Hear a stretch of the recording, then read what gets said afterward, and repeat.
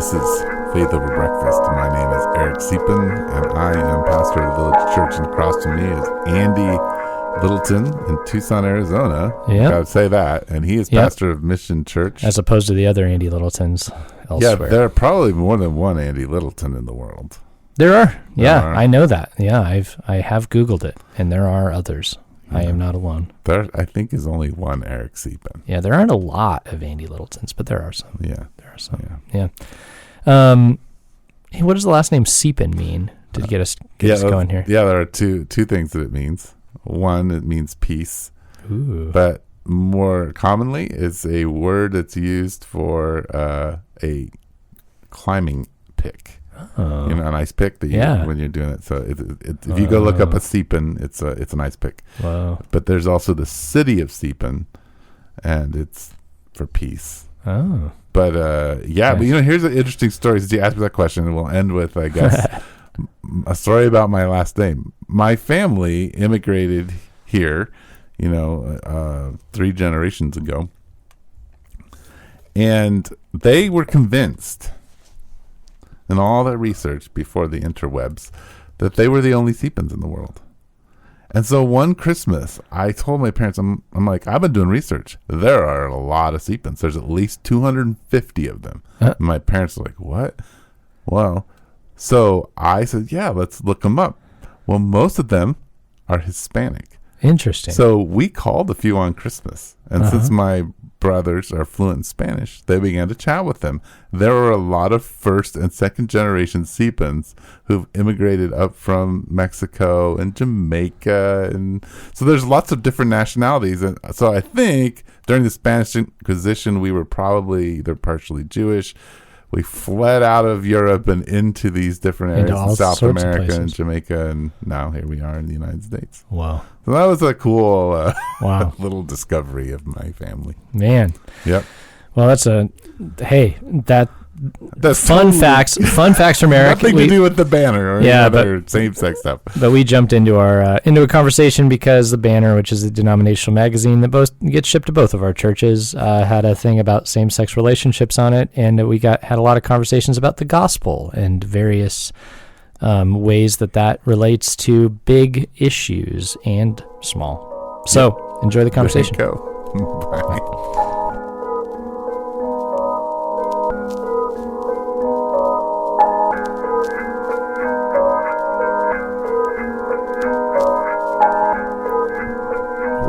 We were talking about what are gospel issues, and we were kind of talking about some things that are it's like music styles and stuff, and I was like, music style is a gospel issue. Well, I think some people think it is or treat it as such, but I was like, all right, I said, look, I'm just going to throw the big ones in there: abortion, same-sex marriage. I said you could argue that those aren't gospel issues. Can I ask a question? Because I would be confused. What does it mean when you say gospel issue? Well, that's exactly what I was getting at. So I didn't preach a sermon Sunday. John did, and he talked about the hills we want to die on, and he talked about how they need to be gospel issues. And not that I was taking issue with his sermon, but I kind of in our discussion group afterward, I said, so it's great to say that and to rally around that, but how do you define a gospel issue? I said, I think we need to work that out, because some people would say some of these hot button issues are gospel issues because they call into question things that are foundational to believing the gospel at some point. Other people would say because they don't specifically, within themselves counter the gospel, they're not gospel issues. So there are people who would say abortion is a gospel issue because the 10 Commandments command thou shalt not murder. And if you undermine the 10 Commandments on that point, you've undermined the whole. And if you undermine the law in such a way, the gospel is then negotiated, because the gospel is predicated by you understanding that you're condemned by the law or something of that nature. So there you go. So then it becomes a gospel issue. But other people go, no, it's not, because I can believe that abortion is fine and also believe that Jesus died for my sins. Right? So you have to define what you mean by a gospel issue. That's where I went with this discussion group yesterday. So that's, of course we're live now. So yeah, and you are definitely going to use this stuff. But that's, I think, in talking about something like same-sex relationships, I threw that one in there too, because I said there are people who are saying it's not a gospel issue because I can believe the simple gospel proclamation, which is, there's a God who loves people but hates sin, and he died for my sins, and he rose from the dead victorious. But you could say, people will say with same-sex stuff, they'll go, well, I don't think that's a sin, so therefore that's not really on the table here. That doesn't really matter. Right. It's not a factor. He died for my sins that I declare to be sins. And so you see, it takes a little more work to decide what are gospel issues. Yeah, what hill you're going to die on. Yeah, and what hill you're going to die on, right? Yeah. So that's I actually like this. This is interesting. This is a good discussion. Let's just roll with it. I like this idea of what a gospel issue is, because it's to simplify what you said. That wasn't simple? Well, you use words like predicated and things like that, so we might need to simplify. To be fair to our listeners, I am just accepting that this is part of the podcast. Yeah, I get it. Eric starts recording. This happens a lot. Yeah. And so, but I'm good with it. So anyway, yes. No. I think it's good. So you're saying there's two issues. One, you're basically saying, okay, there's the law, and the law points out sin, and when I undermine the law and embrace the gospel, I'm not actually truly embracing the gospel. So if I'm saying with the law, the relationship between law and gospel is a complicated thing. Right. Yeah, and this New Testament spends a lot of time on it. I think if you do the work, the Old Testament spends a lot of time on it. Right. But it's what is the law for? Yes. That's the question. Yeah, which we could go into Romans, but we don't have time to do that. Right. So the other thing is you're saying, okay, well, other people look at this and say, well, the gospel issue is first and foremost that Christ died for my sins. We can argue over what sins are, but first and foremost, he's God, he died for my sins, he rose from the dead, and offers me in a relationship with him now and in eternity. The most basic statement of the gospel possible usually is the leading idea, right? Yes. And then there's, and usually there's some form of a desire to still be a part of that. Okay.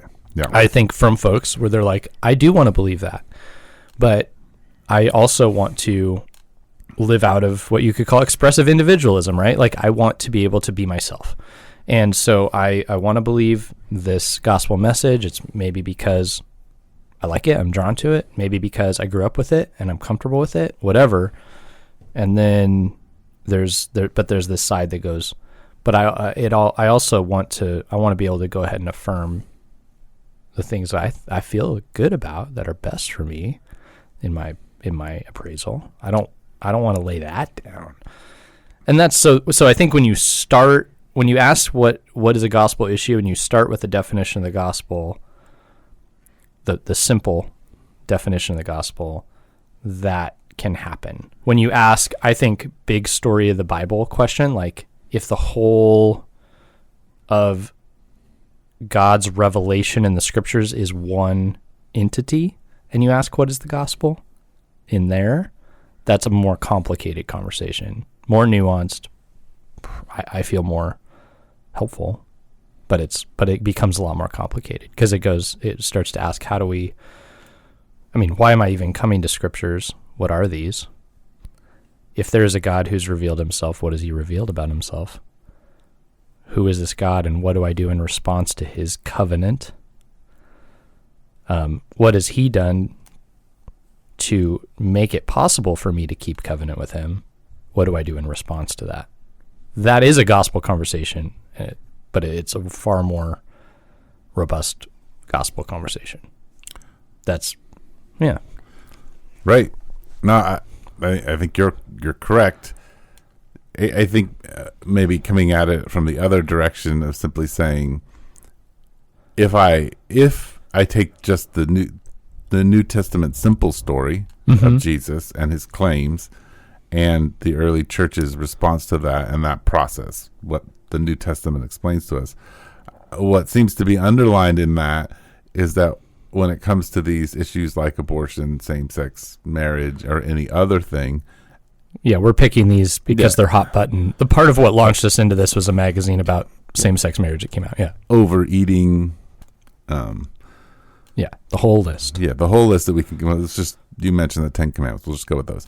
like I have to hold those, like they have to all be in submission now to Christ, meaning that I have to be willing to say that they are what he says they are.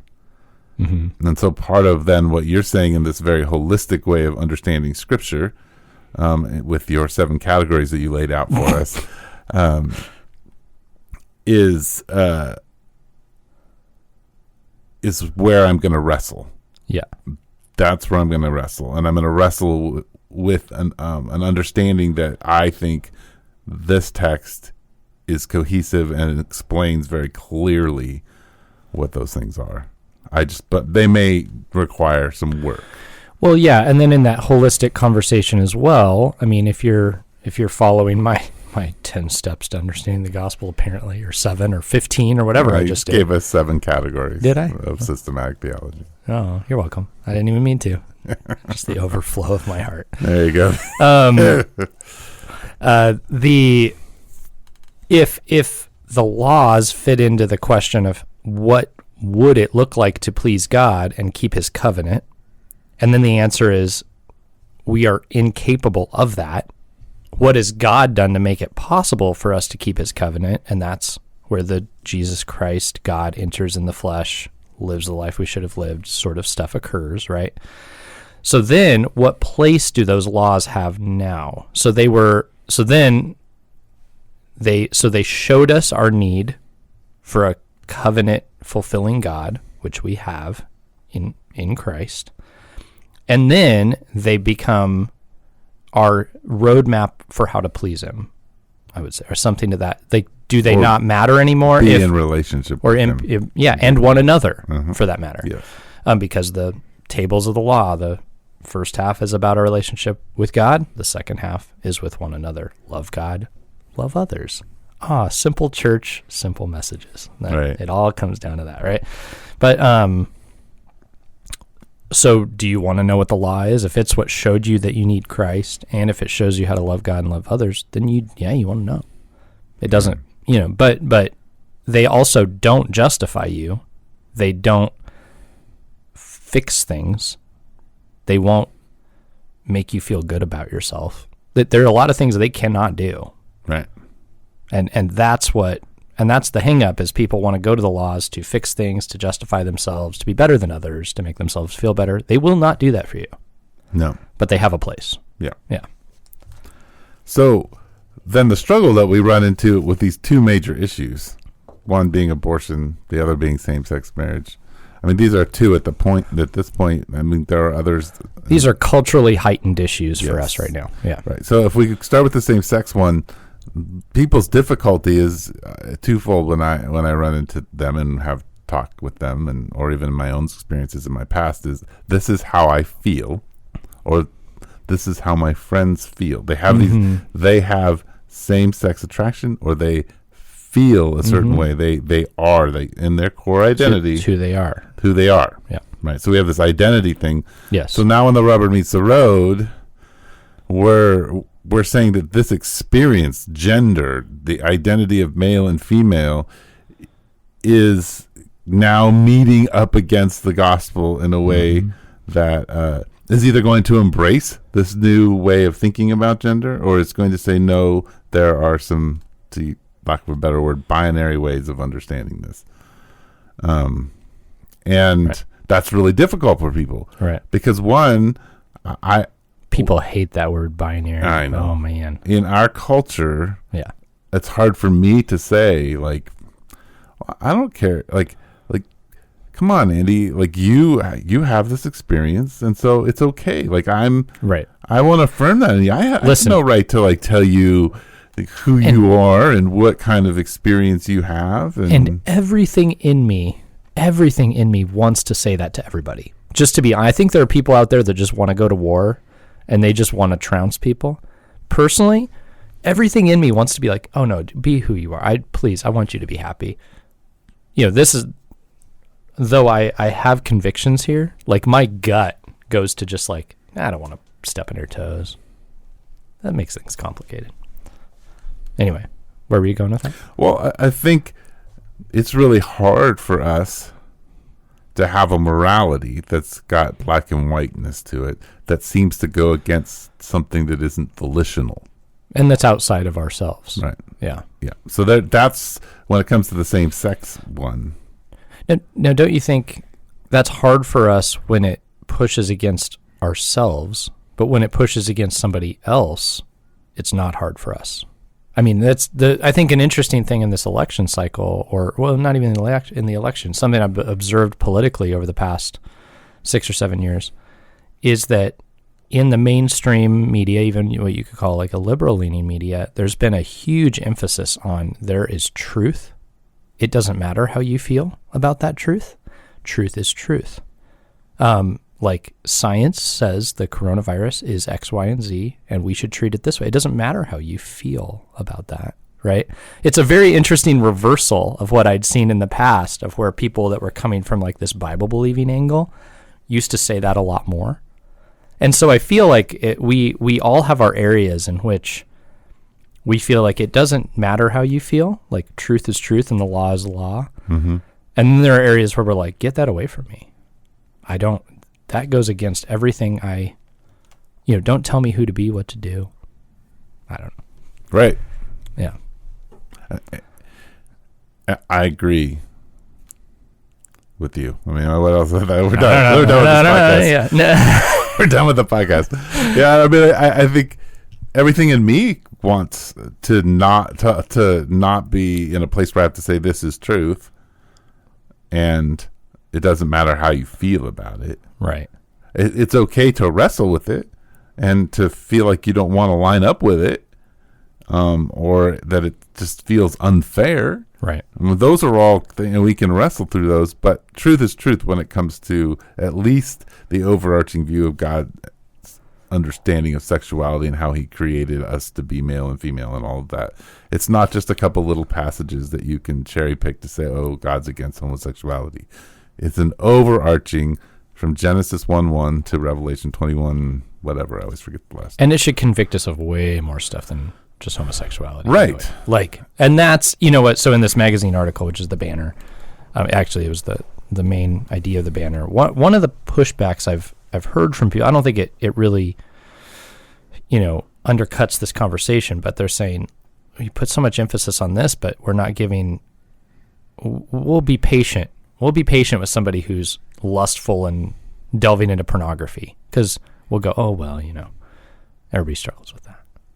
But then when people are, I've noticed that. You're giving me a face that's like, oh, not always, but I've noticed that.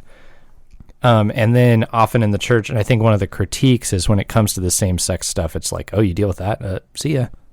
Right. And that is a problem. Yeah. I don't think that means that the whole conversation is invalid. Right. But that is a serious issue. Well, and I think, so gluttony and choosing to live out a same-sex relationship and affirm those things are not the same thing. Right. Does all sin lead to death? Yes, but so when you're getting at when people say sin is sin, it's all the same. No. Like and I agree with you. No, like to be jealous is sin, but to kill is worse. It's the best example is like, yes, I lie to you. That creates a barrier in our relationship. I murder your daughter in front of you. Different sin. Because it has a different impact on you. Does the consequence for my lie versus murder the same in eternity? Yes. And do they all alienate you from God? Yes. Sure, but there's still a judgment seat that is just. Right.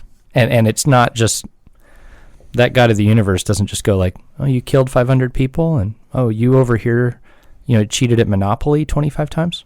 Yeah, same. Yeah, it's not. Yeah. Now, part of the reason that we say it's the same is that Jesus in the Sermon on the Mount does some working on the Pharisees who believe that they're better because they haven't committed particular sins. And he's saying, well, no. If you've thought things in your brain, if you've even looked at a woman, you're in the other camp already. Right. You've crossed into you've done all the heart stuff behind the act. Yes. So you're there. You're there. You're partying with the rest of them. Yeah. But I think as followers of Jesus, and we talk about gospel issues, like God's design for humanity is an important one because the gospel always points us back to what the project that God began in the beginning before it was broken. Yeah. And because he didn't just say, I'm going to create some people and then my whole hope is that they screw this all up. Right. Like, he understood the process and what was going to happen. But there was still an intent that was good. Yes. That was real, and he meant it. And the whole project is to bring people to a place where that can be continued without the brokenness of sin in it. Mm-hmm. Mm-hmm. And so it's so we have to look at that design and we have to wrestle with what God has given us as to what sexuality is. And as followers of Jesus, the gospel, I think when I think about a gospel issue, it's not a condemning of saying, hey, like you are in a same-sex marriage or you have same-sex attraction, you don't belong here and you can't be part. But you do need to understand that when you are part, what you're going to hear and what people are going to be encouraging you to is the way it's supposed to be. Mm-hmm. So they will be encouraging you just like any other relationship. You won't be coming into a place where it's just affirmation. You're going to come into a place that says, what was God's design and how do we walk in it? Yeah. And that's going to challenge us all. Yes. Right? And it's going to challenge you differently than it challenges me as a heterosexual man, but it's still a challenge. Mm-hmm. Yeah. Yeah. Yeah. And that's, and to be fair, what a lot of these folks who are kind of pushing back are saying is, are you challenging heterosexual men? Really? And I believe that in I'm hearing you speak and knowing how you work in the village, I think you are. But in the broader church world to whom this article was written, that's not a bad question. It doesn't undercut the point. Yeah.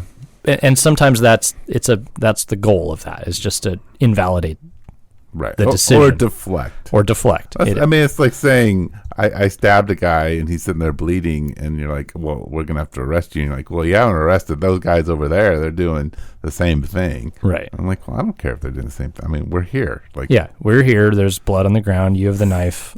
Like, let's talk about it. But yeah, I think what it betrays, especially this conversation within the church, is that we deal with everything on the surface. Yes. So what we're saying, is this right or wrong? Is this, okay, it's wrong. Okay, so now we set up ways of being based on it being wrong or based on it being right. Now we have to divide.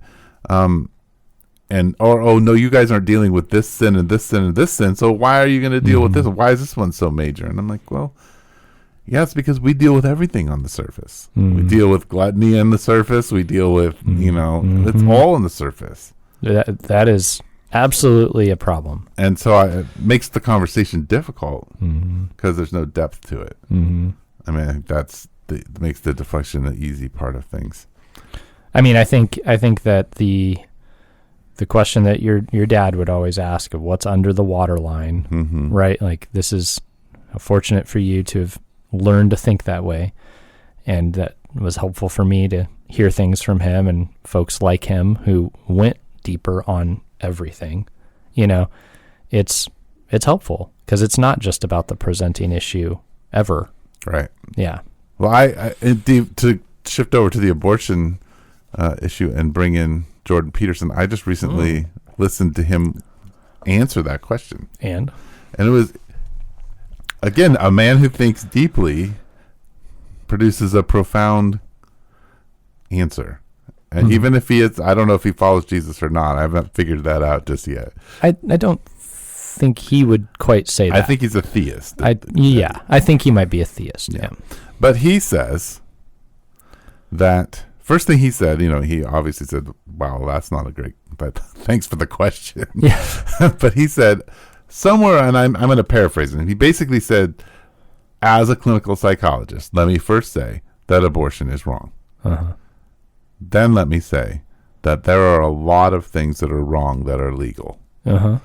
And we are asking the wrong question if we are saying, should abortion be legal or not? We should be asking, how did this woman get here today to have this abortion? And he said the answer that we will find to that question is that our culture does not understand sexuality, and it does not understand marriage, and it does not understand family. And until we deal with those issues, we cannot deal with the should abortion be legal or not, because it won't be useful to us. It's not useful. And this is though Jordan Peterson tends to resonate with folks on the right, this is a conversation that I believe Christians on the left are trying to have, where they're saying, I do care about abortion, actually, but I think that you're going at the tip of the iceberg and you're not looking at all this stuff under here that's creating these situations. And we and some of them I think are even like, we would love to see the day when as a society we decide this is illegal for ourselves. And we're talking spheres now. We're talking in society, not in the church. But that those people would also still say there are so many things leading to this problem that just remain unaddressed while we fight about that we are not actually getting at this issue at all, and we're actually making it worse. And so that's, whether that's compelling to you or not, there are people, Christians in different camps, who are like, I want to get at that stuff, and very deeply work on the factors that lead people to getting to this place to where they want to have an abortion and try to eradicate it that way. Right. Yeah. Which he added one more thing to this. This is the part that kind of I thought was interesting, that he said that people are doing things in their bedrooms that they are unwilling to actually talk to each other about outside of their bedroom. And so we've created, our sexuality is so screwed up that it's what is propelling abortion itself. And I was like, I don't think I'd ever hear, like, Christians aren't articulating it this clearly. And so I don't know. And I just, yes. Do you think that's because we as Christians often don't, it's hard because you don't want to just have the political, cultural conversation. You get told that you're being political if you do that, no matter what it is. Sure. But we, so often when I interact with other pastors, we get into views. I recently, good friend of mine, like I love so much, but he was talking about some of the different views people might have on things in his church. And I said to him, I don't think your people are thinking about any of that. I don't think they think about any of it. I think you're thinking about it and wondering where they're at on it. But, and maybe it'd be good to help them understand that they do have a view they're not aware of. But I think they're coming in and they're just not there. We're like, often as Christian practitioners, we've got our heads in doctrines that nobody's thinking about. So that what Jordan Peterson is getting at there are beliefs behind what you do in your bedroom and why you don't talk about them. But he's got his pulse on like the beliefs as they're working out in the real lives of people. Right. And I think often in churches, we have our finger on beliefs that are not, and we don't know how they translate into the real lives of people. And we're not talking about that practical reality very much. Like, I don't think so. I think we could, and I think Christian doctrine does get there. But I think so often we're just talking a whole different game. Like it's irrelevant. This gets back to the whole relevancy. I hate, the church needs to be relevant, but it kind of does, right? If it's not connecting with people's lives, I think you bring deep theological thoughts to bear on actual life stuff, such as, what do you do in your bedroom? Yeah. And why won't you talk about it? Yeah. Why is this all? I mean, this is an interesting thing. There's been this culture of like, I don't know if this comes from counseling world or what, but like this, there's like a secrecy of, we don't talk about our inner lives in the church. We come here, we do things, we don't really talk. And even like if you do, that's bad. You've done a bad thing. Right. And that's but the reality is that's an influence of the culture, and sometimes we I think Jordan Peterson in a way opened my eyes a little bit. And what he's not saying it to Christians. He's talking to people who don't follow Jesus. Certainly there are people there who do, but he's talking to a wide breadth of people, and he's saying people don't talk about what they're doing in bed, and the kinds of things they're embarrassed by. And people love when they can, in a weird way, because there's Sexaholics Anonymous, right? Right. And what do? They have a space where you can say everything. Right. Everything. And they make a deal that you're not going to get rejected for doing it. Right. And they see results. They do. Yeah. And it's like, and the church should be a place, because of the grace of God and because we know the role of the law, that it doesn't justify you, that we should be able to talk like that. Right. We should. But I think there's a lot of shame when it comes to sexuality, but there's also, to go back a little bit to what you were talking about earlier, I think there's a lot of rules make things safe. If I have rules, then I don't have to worry about it. If Sure. I believe this X, Y, and Z, and there's no gray to this, and I can just be like, no, you're out of bounds. You're out of bounds. I'm never going to do that. It feels safe, but then it also produces a lot of shame because I keep breaking all these rules that I've set up. They backfire on you. Right. Yeah. You know, I rage against, what's happening in our culture and same-sex marriage and pornography and all these things. And then I watch tons of rated R movies with naked people having sex and violence. And I'm like, well, that's fine. Sure. It's okay for me to have that come in my eye gates, but we can't have these things in society. Right. We need to, well, that doesn't make any sense. That is a great irony, right? Anyway, yes. And so we have these, but rules keep us safe because I can tell you, stay your distance, don't do that. Right. And I think, well, and then that's the shame, because when the rules are there and then you go and you watch the movie that you inwardly know you really like, why did I enjoy that so much? And then you can't talk about that because it violates your own rules. And then you'll be found out to be a rule breaker. Yep. So you just don't really go there. And then you have pastors' conferences where the porn usage in the hotel goes up. And Carl Lentz falls off the wagon and stuff like that happens. That's the culture we build. Yeah. Where that breeds. You just informed me of a whole new thing. I had no idea of that. Yep. Oh, jeez. Yep. Yep. And it's hard and it's sad and it makes us all look like fools. But that's unfortunately when we don't believe the gospel and believe it holistically, and we get there. So let's move in a good direction. Yeah. Not that we aren't in a good direction, but I like what you just said. If you don't believe the gospel, how does believing the gospel transform me, and what does it mean in, like you were saying earlier, for the gospel to invade my bedroom, the gospel to invade these different areas of my, what does that mean? Well, I'll give you one example that I talk about this with folks. I'll say, so, say I get into a good conversation or something in the form of a pastoral meeting with some folks, and it comes out that they're struggling with sexual temptation, lust, whatever it is, something in the bedroom. Something I've found to be very true is, say, look, here's what happens when we don't believe the gospel. What we do is, the moment we slip, the moment we're like, I wanna touch them, I wanna go the next step, I wanna feel more of this, I like this. There's this part, this shame that comes in that goes like, I'm dirty, I'm bad. And then I think the temptation, what the enemy does is comes in and goes, yeah, you are.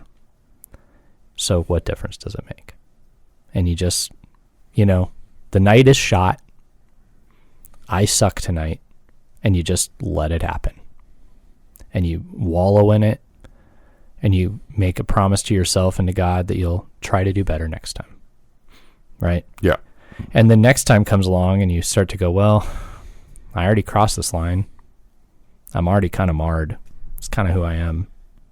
So I'll just cross it again. What difference does it make? Right?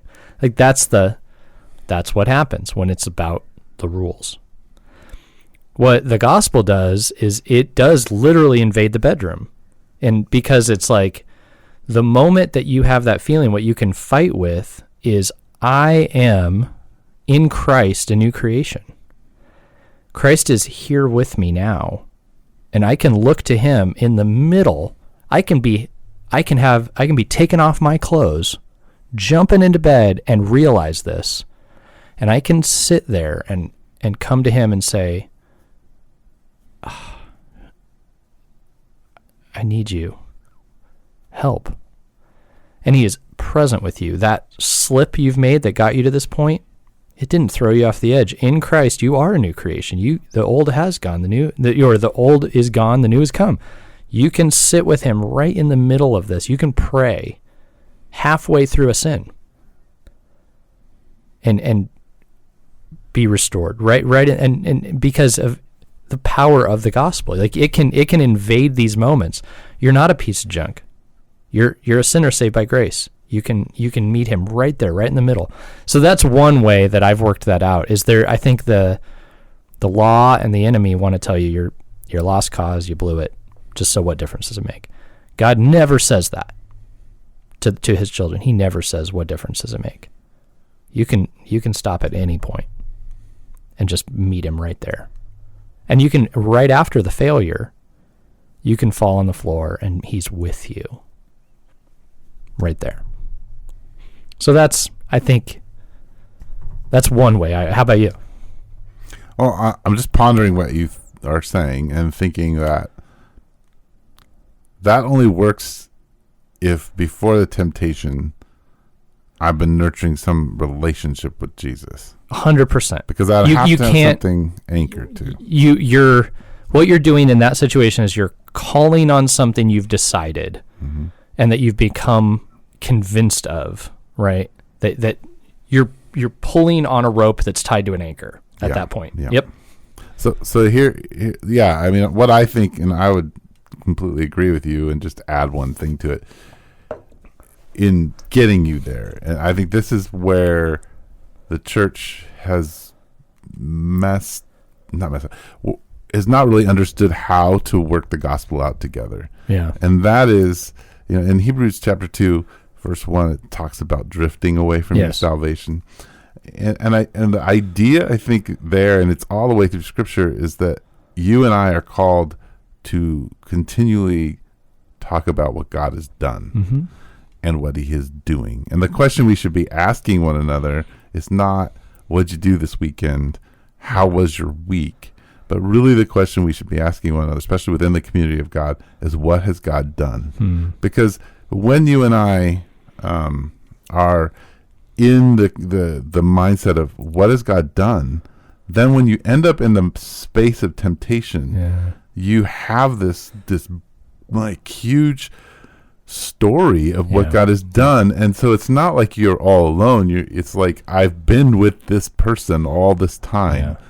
And I know they're available. They're there with me in the midst of this. And there's layers of the story. I think we're better in the church at like, what has God done historically? And what you're adding to that is like, I don't think you're getting rid of what has God done historically at all, but you're saying, but what has God done like lately and yesterday and this morning? Yes. To where you're anchored in, I am in a story with God, a God who is present in my life, so that when that stuff comes, that lie has far less power. Well, and I think the cloud of witnesses, when you have a community that is continually talking to you and with you about what God has done in their lives, you don't enter into these spaces of temptation when it comes to food, all the way up to your own sexuality, where you're alone. Right. Like where you have a sense of aloneness, because part of staying close to God is being with God's people. I mean, there's a reason that Hebrews 10:25 says that we should gather together more we see the day coming, because the more pressure, the more anxiety of our culture and world, the easier it is to slip out of the gospel and just throw our hands up and say, oh, it's all like, it's just terrible, and I just need to get relief out of this. I need to. And I've noticed a lot of people in that space, and I've felt that this has been a spiritual issue, like a battleground sort of situation, that people who feel that way are drawing away from God's people. Yes. They're feeling that way, and they're going, what I need to do is I need to find this somewhere else. Right. I need to draw away from my people who know me. Even maybe go somewhere where nobody knows my name. Right. Yeah. Which is not going to get you there, right? Because God's people are going to push you. And God's story isn't going to leave you where you are. It's not going to affirm everything you like. No. Yeah. No. In any category. in any category, this is true. And I think one thing I appreciate about Keller is he says, like, if you don't have a God that challenges you, you have an idol. Right. Yeah. And if you have a God where you're doing all the work and hoping that something magically happens in you, you have an idol. You're trying to do magic. Yes. You're trying to work with the genie. Yeah. Yeah. Yep. All right, man. Well, that's who knew we'd get there from the Banners article on same-sex relationships. I guess the honest confession is neither one of us really knew what we wanted to talk about today. Hey, that's all right. Well, just a reminder of what our podcast is about, folks.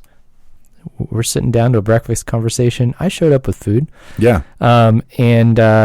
And this is a non-scripted time. This isn't meant to be the Village and the Mission Church's official positions on things. This is two pastors having a conversation. You're invited. So thanks for sitting with us, and we appreciate it.